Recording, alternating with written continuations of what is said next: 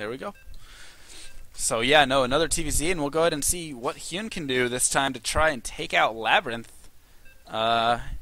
in the ZVT matchup right there. And it's actually a best It's of a best three. of three, Ooh, yes. Oh, exciting. everyone here is like, come on guys, make some noise in the chat. I want to see if you guys are just keen as for this. This is Korean Grandmaster level, the highest level we can go, besides GSL probably, but still, this is GSL level anyway. And who do you guys think is going to win this game? I might bet on HonorCup, man. I like his portrait. Sarah Kerrigan, man. She's pretty cool. She doesn't afraid of anything. That's true. Yeah, man. She's Queen of Blades, man. Queen of Blades, dude. And before we introduce, go to the bottom right and have a look at the awesome background. All right. How... I'm going to go right now. Let me update this. And all right, we got our starboard up, so now I can't get yelled at anymore. And we're gonna go looking down in the bottom right corner. I'm not seeing it. Bottom right, like all the way bottom right. Can you see that awesome? I see like awesome a bunch of. Oh, now I see it. Wow, I was looking right at it. All right. That. So, anyways, we should go ahead and get into the introductions Yeah, here. We do have spawning down in the bottom left corner, LabyRinth, the Red Terran. He just came off a nice win against. Who was he playing? KDY. Yeah, man, KDY. It was Slayers KDY, and at the top KDY. right, at the other end of the map, we have TSLHyuN. Who is He the is a Blue Zerg. He's really, really good. But these both players are Korean Grandmaster, so they're both wow. They're both Like, amazing players. And I would definitely say after watching that last game that do not underestimate LabyRinth at all. And he actually did construct decent mazes. Yeah, man, if you saw in that last game, he had a little supply depot like trail going around at that third, so the Lynx had to run all the way around, and he kind of lived up to his name somewhat. Hopefully he'll pick it up in this game. Hopefully he'll have a little bit more intricate mazes, but we'll see. In the meantime, I just don't know, man. Like LabyRinth, man, he's just a labyrinth of knowledge, and I'm hopefully going to learn from him. I'm just going to go home and play Terran now. After this, I'm just going to go and learn Terran. I'm like, hey man, you want to give me coaching? He's like, okay then. Like, it's hopefully. I don't think he will, but I just worth a shot. Yeah, man, I'm just going to ask him after this. Like, hey man, you want to give me your knowledge? He's a casual gamer, so it's possible. And once again, it he's looks just casual. He's casual. Oh, it looks like LabyRinth going for the one racks expand build, so no gas at all. Just gonna take that fast CC right there and actually get an orbital first, which I think is how it plays out. Anyways, but yeah, so he's gonna get that fast CC down, and I mean, I'm very interested to see how HonorCup responds, because what we saw in the last game was kind of a delay, and then 12 like roaches streamed out across the map to deal with it, and they were actually able to do a decent amount of damage right there, force a lift off, kill off some units, delay the stem.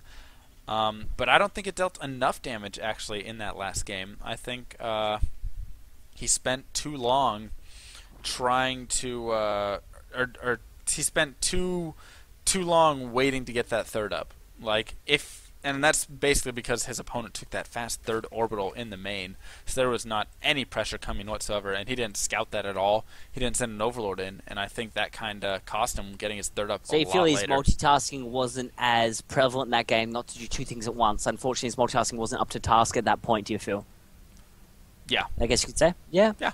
I mean, unfortunately, but like that's really the only mistake you could really happen, especially at this level. Like I find it very hard to multitask, especially at my level now. I think that's the biggest problem. It's just doing two things at once, going, all right, when I'm doing this, I'm doing that, and I'm doing this, I'm doing that. That's all you really need to like concentrate on. And yeah, and I really hope he gets more queens, like gets 3 or 4. Because did you watch that Day 9 Daily where they did Queen in Broodlord Infester? Queen, Broodlord, Infester? They transfuse the Broodlords and Corruptors, and they just don't amazing. die. No, they never die. I saw that. My like. I've done that before, and it is ridiculous. Like there's this one game I was playing. It was a ZVT mech game, and I had I had Broodlord Infester, and I was just like fighting, and the dude was like fighting back, and it was not going anywhere. We were literally staying stationary, just back and forth. I'd lose some units, he'd lose some units. Like it just stayed the same. And then I was like, screw it, and I had like 5-6 hatches, so I just brought all my queens. And I just started transfusing non-stop because they were, a lot of energy. My macro slipped up at the end of the game, wasn't injecting as well. But they had a lot of energy, and so I just brought them out, and I was like, screw it. And I started injecting, and it was ridiculous. I started killing everything, and I just took it immediately. So Queen, good unit. Get queens. Yeah, man. And I think he's going to be doing exactly the same build as last game, which, I don't know, man, still pretty good. Wow, with double really early Evo chambers, though. Sorry, not Evo chambers, that engineering base, sorry. I was like, I don't see any Evo chambers. Yeah, no. Yeah, like, this is, I like this build, man. So it looks like he's going to be going tanks, and he will be getting that stim then. So, wow, I already know this build, man. I feel like a genius, but I actually know there's no triple orbital this time, I don't feel. So There is. He hit it. Do you see it? Wait. Bottom left. Oh my god, he's a wizard. I didn't even see that, man. I know. Like, if you can't see it. Is there a mothership in this map that I can't see and I don't have detection? If you can't see it, think how HonorCup feels right now. He's Oh, like man, he's like yeah. I can't see anything. I see absolutely nothing. If the casters can't see it, what? Exactly. Wow, man, I really like this build though. Actually, I'm so glad I have this replay, man. I'm so gonna steal this build. But yeah, like what I was trying to say in the last game is a lot of players, when they see this kind of thing, what they'll do is they'll get up to about 26, 28 drones, something like that.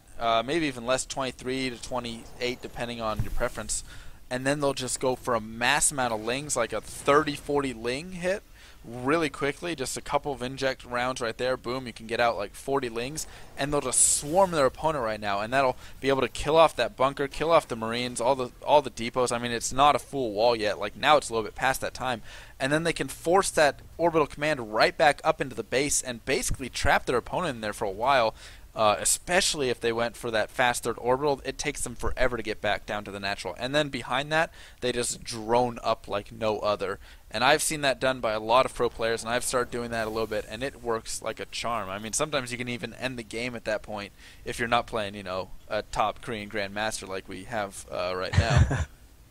Yeah, man. I don't know. It just seems so. Like, I'm actually kind of like looking at the differences between HonorCup and KDY and differences, and it's interesting. His really early upgrade style has really kind of propelled him, I guess, at a lot more. It seems a lot better in TVC. Like, this build is awesome. Yeah, like it really puts him ahead is. on upgrades by like about 30 seconds. He's got a 30-second window right now where he can really exploit, which I think he might be doing a push. Like, remember, +1/+1 and stim, so he could push. I mean, I'm not really sure if he was, but it just seems like such a strong build. I really, really like it.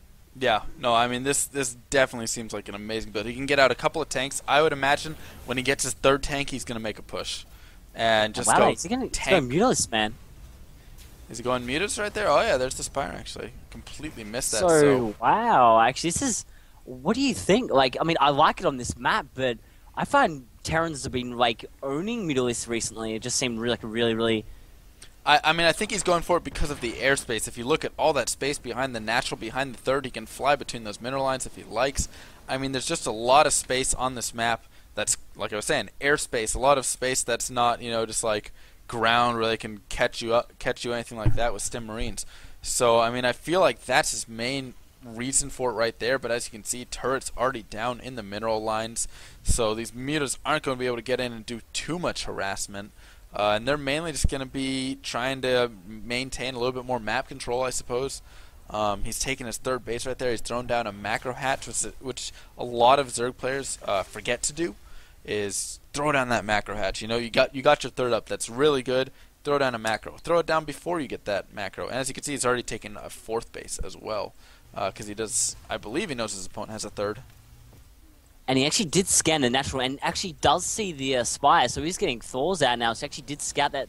Really, really lucky right there. If he didn't scout that, he actually could have been in a little bit of trouble. But turrets are ringing around the base, so we will actually be prepared for these Mutalisks. But it's really going to be up to him how he can kind of deal with it, I guess. And he actually, wow, this Marine does get out with his life somehow. Don't know why, but... Yeah, I'm not quite sure how he escaped from 8 Mutalisks, or more than 8 right there. Was it 8? Man, he could so tell that to his buddies, man. He's gonna walk in the barracks. Yeah, man, I survived against 8 meters. Like, yeah, right, man. Like, they'll never believe me. And he was to go home and cry to his wife, probably. But in the meantime, these Mutalisks trying to go for that drop, but they run away from it. They were on path straight for the dropship, but instead it looks like he's massing up a ton of banelings. We have 32 banelings on the way, even more now in production, and he's just going to go for some sort of mass hit over here on his opponent's third, possibly. It looks like that has a ton of lings. In the meantime, though, we do have a drop coming over to his third as well, and does he have anything over here to defend it? No, he does not, so he's going to have to pull back some units if he wants to defend this. But I don't know. What's he doing? It looks like, yeah, now he's going to go ahead and pull back and go for the defense instead. But 48 he links will on actually the way. shoot that at... Oh, wow. He actually could have done so much more damage. Wow, I'm actually pretty surprised by LabyRinth out there. He could have done a little bit more damage. I feel like he only killed 2 workers there, and he was shooting the extractor for a good amount of time. As you can see, there's about 200 health off that. 100 health, sorry. And so that was with one about Marine, though, 2 shooting drones. it. I mean, yeah, he so imagine how much he could have done. And now he's going to go ahead and try and stream in right here and catch his opponent off guard. The tanks are unsieged and just now sieging up, so now he's going to back off. And unfortunately, he's unable to get a run by a lot of banelings coming in. The tanks are unsieged once again, so he's going to be able to get in here completely and pick off this entire army right here. What a great engagement right there by I think he might just run in and win the game. And now he's going to try this supply depot up. He's lowered. And he's going to get into the banelings everywhere, man. It is a baneling buffet, and he was invited. He's just destroying so much right here. And oh my god, I think he's just going to win the game. And that's it. Yeah, GG. Just one little move, and that is the thing.